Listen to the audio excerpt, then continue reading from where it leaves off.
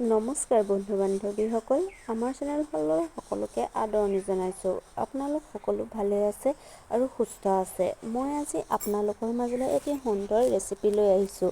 মই আজি বনাবলৈ লৈছোঁ বাঁহগাজৰ লগত লোকেল চিকেন। বলকচোন কেনেদৰেনো মই এই ৰেচিপিটো বনাইছোঁ এবাৰ চাওঁ। প্ৰথমে মই কেৰাহী এখন গৰম হ'ব দি তাত পানী 2 গিলাচ দি দিছোঁ। এই ৰেচিপিটো মই বইল বনাম, আপোনালোকে তেল দিও বনাব পাৰে। পানীখিনি ধুনীয়াকৈ উতল অহাত মই তাত কাটি লোৱা পিঁয়াজ, আদা নহৰু পেষ্ট এচামুচ আৰু নিমখ দি বইল হ'বৰ কাৰণে দিছিলোঁ। সকলোখিনি ধুনীয়াকৈ বইল হোৱাত মই ইয়াত মাংসখিনি দি দিছোঁ।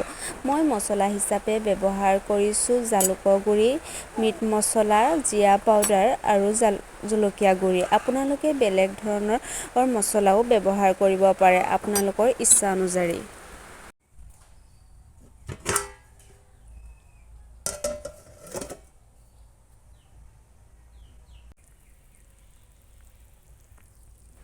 মাংসখিনি ধুনীয়াকৈ উতল অহাত এইবাৰ মই বাঁহ টেঙাখিনি দি দিছোঁ আৰু ধুনীয়াকৈ সিজিবৰ কাৰণে অলপ সময় ঢাকন দি থৈ দিম।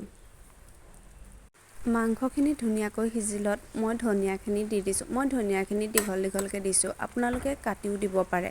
সকলোখিনি ধুনীয়াকৈ সিজি যোৱাত মই এবাৰ প্ৰয়োজন অনুসৰি 3টা জলকীয়া কাটি দিছোঁ, আদা নহৰু পেষ্ট এচামুচ দিছোঁ আৰু পিঁয়াজৰ পাত কেইখিলামান কাটি লৈ দি দিছোঁ।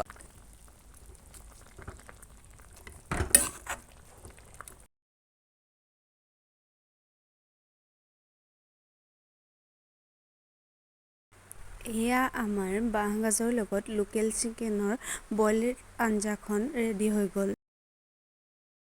যদি ভিডিঅ'টো চাই ভাল পালে তেন্তে লাইক, শ্বেয়াৰ এণ্ড ছাবস্ক্ৰাইব কৰিবলৈ নাপাহৰিব। আজিলৈ আহিছোঁ।